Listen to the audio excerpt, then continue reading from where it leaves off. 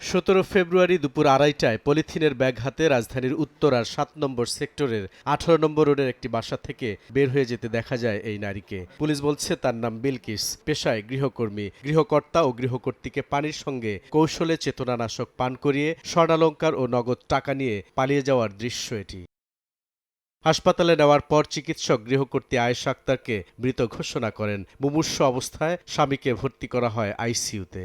আমার মা খুব শৌখিন মানুষ ছিলেন। আমরা দুই ভাই, আমরা ছোটখাটো ফ্যামিলি। আমার মাকে আমরা খুব আদরে রাখতাম। আমার মা সবসময় স্বর্ণ পছন্দ করতেন। তা আমার মায়ের গায়ে আমরা কোনো স্বর্ণ যখন সুরতহাল করা হচ্ছিল সেই স্বর্ণগুলো আমরা পাইনি।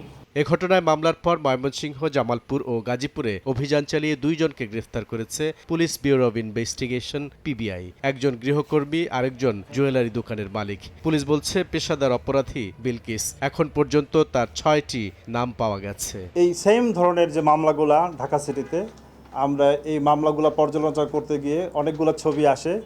তার ভিতর সেই ছবিগুলা আমরা বাদীপক্ষকে দেখানোর পরে এক পর্যায়ে কিন্তু ভিকটিমের যে পুত্রবধূ সে চিৎকার করে বলে ওঠে যে এই মেয়েটাই তো আমাদের বাসায় আসছিল, এই মেয়েটাই তো আমাদের বাসায় এসেছিল। বিলকিসের বিরুদ্ধে রাজধানীর বিভিন্ন থানায় 5টি মামলা রয়েছে। পিবিআই বলছে পরিচয় লুকিয়ে গৃহকর্মী পেশার আড়ালে চুরি করাই তার কাজ।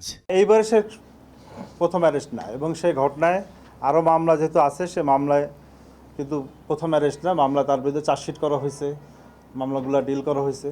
হয়তো কোনো ফাঁকফোকর গলে সে বেরিয়ে যায়। গৃহকর্মী নিয়োগের আগে সঠিক তথ্য যাচাইয়ের পরামর্শ পুলিশের। যখন আপনারা গৃহকর্মী নিয়োগ দিবেন, তাদের আইডিটা নিশ্চিত করবেন, এনআইডি সংরক্ষণ করার চেষ্টা করবেন, সেটা নিশ্চিত করবেন। বুলবুল রেজা, সময় সংবাদ, ঢাকা।